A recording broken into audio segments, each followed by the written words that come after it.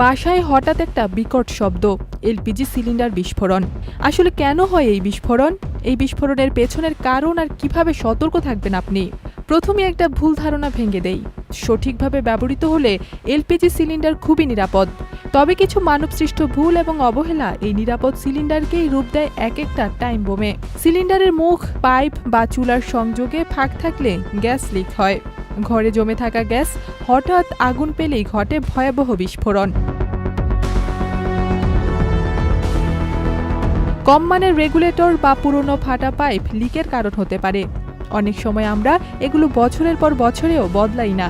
পুরনো বা ক্ষতিগ্রস্ত সিলিন্ডার চাপ সহ্য করতে না পেরে ব্লাস্ট করতে পারে। বিকাশ পেমেন্টে 10,000 টাকার বেশি অফার। শপিং চলছে তো।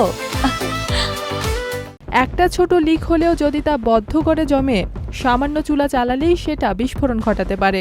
অনেকেই চুলা বন্ধ করলেও রেগুলেটর বন্ধ করেন না। এটা বিপদের অন্যতম কারণ।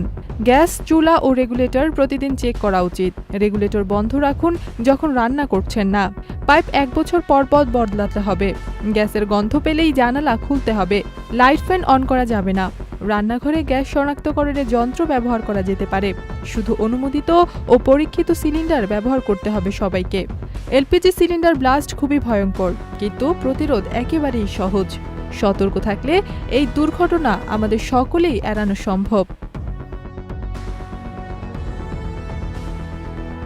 ইথিলা কবির প্রমা, চ্যানেল আই।